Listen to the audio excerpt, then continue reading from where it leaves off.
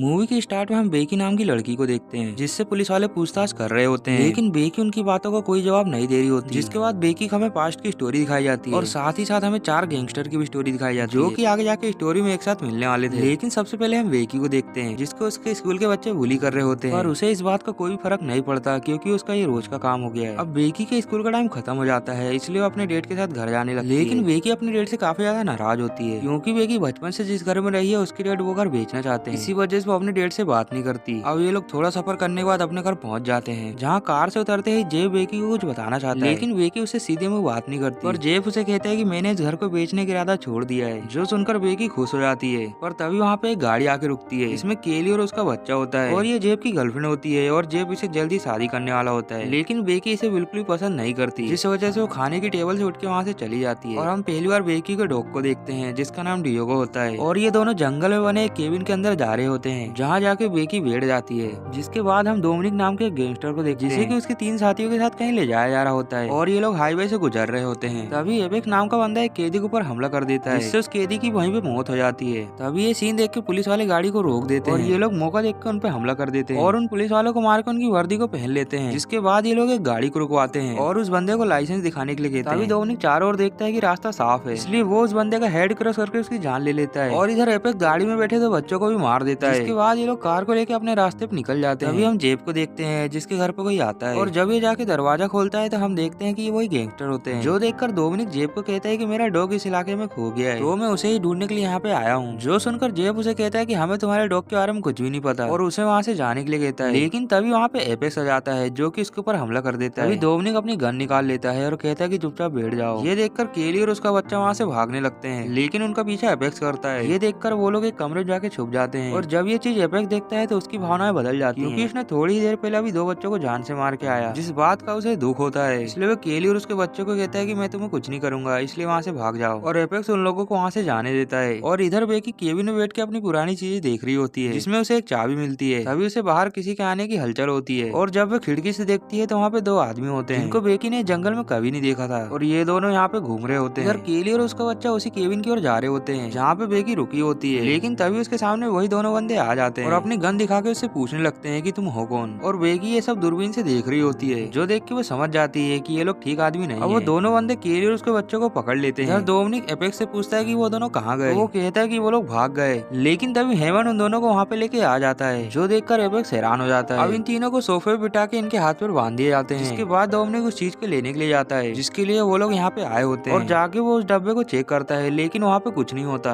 बल्कि वो डब्बा खाली होता है जो देखकर डोमिनिक गुस्सा हो जाता है और उस चीज को बड़ी बेचैनी से ढूंढने लगता है, लेकिन अफसोस वो चीज उसे नहीं मिलती। इधर बेकी भी अपने घर आ चुकी होती है जहाँ वो खिड़की से अपने रूम में जाने की कोशिश करती है ताकि वो फोन लगा के पुलिस को यहाँ पे बुला सके और उसके रूम की ओर तभी डोमिनिक आने लगता है जो देखकर बेकी अपने फोन को नहीं उठा पाती, इसलिए वो जल्दी से खिड़की के पास रखे एक टॉय फोन को उठा लेती है और उसे लेके वहाँ से भाग जाती है। इधर तभी डोमिनिक उसके कमरे में आ जाता है और उसके कमरे के चारों ओर देखने लगता है जहाँ उसे बेकी का मोबाइल मिल जाता है जिसे लेके वो उसकी फैमिली से सवाल करने लगता है और कहता है कि ये बेकी कौन है और कहाँ पर है। जो सुनकर जेफ उसे कोई भी जवाब नहीं देता। ये देखकर डोमिनिक कहता है कि ठीक है मत बताओ, लेकिन मुझे एक चीज जाननी है। इसके बाद वो अपने हाथ में बने एक सिंबल को दिखाता है और पूछता है कि क्या तुमने इस सिंबल की एक चाबी देखी है। लेकिन जेफ और उसकी फैमिली को इस बारे में कुछ भी पता नहीं होता, इसलिए अब डोमिनिक को बहुत ज्यादा गुस्सा आता है और वो कहता है कि जल्दी से बेकी को बुलाओ। इसके बाद वो केली के पैर में गोली मार देता है। तभी केली उस टॉय फोन से जवाब देती है और कहती है कि तुम लोग जो कोई भी हो मेरी फैमिली को छोड़ नहीं तो मैं थोड़ी देर में पुलिस को फोन लगा दूंगी। जो सुनकर डोमिनिक कहता है कि हम तुम्हें कुछ भी नहीं करेंगे। क्या तुम एक अजीब से सिंबल से बने चाबी को जानती हो। जो सुनकर बेकी कहती कि वो चाबी मेरे ही पास है, लेकिन मैं तुम्हें चाबी को दूंगी नहीं क्योंकि तुमने मेरी फैमिली को गोली मारी है। और वो अब कहती है कि मैं पुलिस को कांटेक्ट करने जा रही हूँ। जो सुनकर डोमिनिक जेब को बाहर लेके जाने लगता है। जिसके बाद वो रोड को गर्म करके जेब को टॉर्चर करने लगता है, इसमें जेब को काफी ज्यादा दर्द हो रहा होता है और ये सब बेकी फोन के द्वारा सुन रही होती है।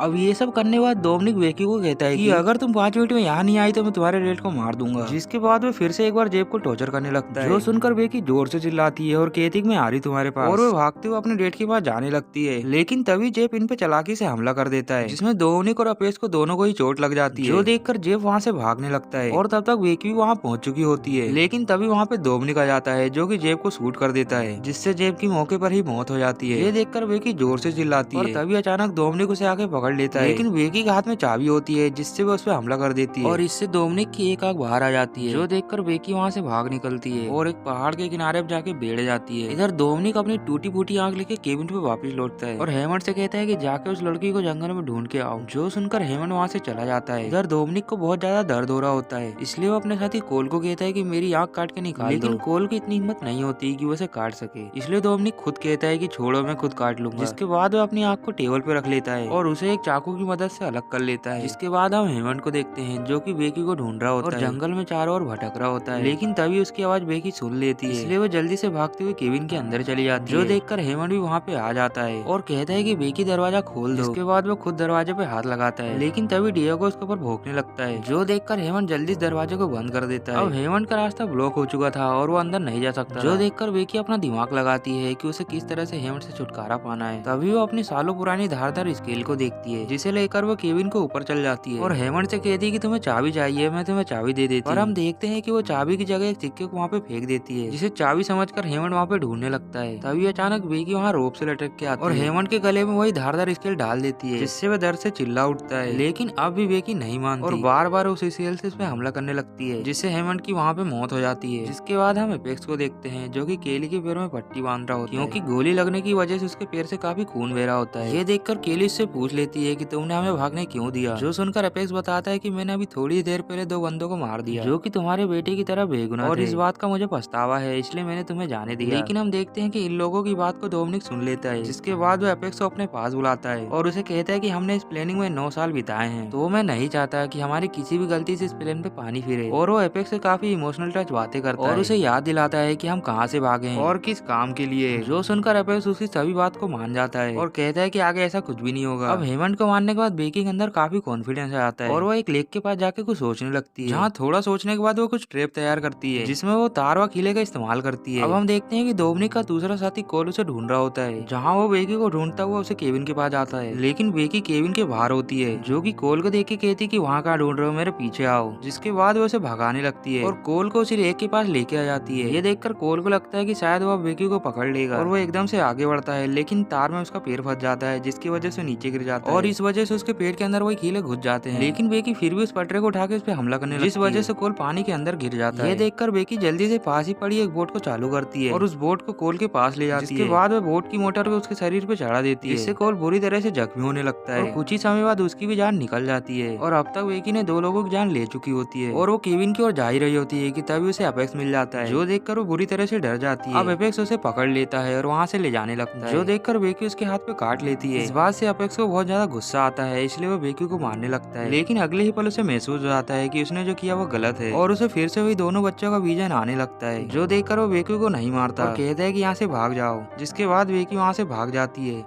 इधर हम डोमिनिक को देखते हैं जो कि अपने दोस्तों का इंतजार कर रहा होता है और इस बात से परेशान होता है कि उसके दोस्त जा तो रहे हैं लेकिन आ कोई नहीं रहा। अब उसे इसी तरह से इंतजार करते शाम हो जाती है, जो देखकर बेकी अपनी डेट की बॉडी के पास आती है और अपने डेट से माफी मांगती है और कहती कि मैंने आपसे बात नहीं की, जिसके बाद वो उनकी जेब से कार की चाबी निकालती है और फिर वहाँ से चली जाती है। इधर केली को बहुत ज्यादा गुस्सा आता है, इसलिए वह डोमिनिक से सवाल करने लगती है और कहती है कि उस चाबी में ऐसा क्या है जिसकी तुम तलाश कर रहे हो। जो सुनकर डोमिनिक कहता है कि वो करोड़ों रुपए की बॉक्स की चाबी है, जिसे हमने जेल जाने के पहले कहीं छुपा दिया था और उसकी चाबी इस घर में के रख दी थी और हमें वही चाबी अब चाहिए। अब ये दोनों बात कर ही रहे होते हैं कि तभी डोमिनिक को बाहर गाड़ी की आवाज आती है और जब वह गाड़ी के पास जाके चेक करता है तो उसके अंदर डियोगो होता है, जो कि उसके हाथ को बहुत ही बुरी तरह से पकड़ लेता है, जिसे डोमिनिक छुड़ाने की काफी कोशिश करता है लेकिन नहीं छुड़ा पाता और अंत में वो दरवाजे को बंद कर देता है, जिसकी वजह से बच जाता है। वो कहता है कि मैं जानता हूँ कि तुम इस गाड़ी के अंदर हो, लेकिन हम देखते हैं कि बेकी उसके जस्ट सामने वाली कार में होती है, जो कि एकदम से कार को स्टार्ट करके उसके ऊपर चढ़ा देती है, लेकिन फिर भी वो बच जाता है, जो देखकर वो जल्दी से गैराज में जाती है और वहाँ से गैस फायर को उठा लेती है। इसके बाद वो एक जगह जाके बैठ जाती है और गाना गाने लगती है और उस गाने की आवाज सुन के डोमिनिक भी वहाँ पे आ जाता है और यही तो बेकी चाहती थी, जो देखकर वो गैस फायर को ऑन कर देती है, जिससे डोमिनिक का शरीर जलने लगता है और वह कुछ ही सेकंड में बुझ जाती है। जो मौका देखकर डोमिनिक बेकी को पकड़ लेता है और उसे गन से शूट करने वाला होता है, लेकिन तभी वहाँ पे एपेक्स आ जाता है और बेकी को गोली मारने से रोकने लगता है, लेकिन अब डोमिनिक को बहुत ज्यादा गुस्सा आ जाता है, इसलिए वो एपेक्स को भी नहीं छोड़ता। इतने में मौका देख के बेकी वहाँ से भाग निकलती है और गैराज से जाके एक थ्रेसर जैसी बाइक को उठा लेती है और उसे सीधा ले आके डोमिनिक के शरीर पे चढ़ा देती है, जिससे वो बड़ी बेरहमी से मारा जाता है। इसके बाद बेकी जाके डायरेक्ट एपेक्स को भी शूट कर देती है और इस तरह से चारों गैंगस्टर मारे जाते हैं और इधर केली और उसका बच्चा भी फ्री हो चुके होते हैं। इसके बाद ये तीनों एक जगह बैठ जाते हैं और इनके घर की ओर हम पुलिस आते देखते हैं। और अब हम मूवी के लास्ट में देखते हैं कि बेकी से पुलिस वाले पूछताछ कर रहे होते हैं, लेकिन बेकी उन्हें किसी भी सवाल का जवाब अच्छे से नहीं देती, बल्कि वो ऐसा दिखाती है जैसे कि उसे कुछ याद ही ना हो। जिसके बाद हम वही चाबी देखते हैं जिसको वो चारों ढूंढ रहे होते हैं, जो कि बेकी के गले में होती है, जिसे देखकर बेकी अजीब सी स्माइल करती है। और इसी के साथ इस मूवी का दी एंड हो जाता है।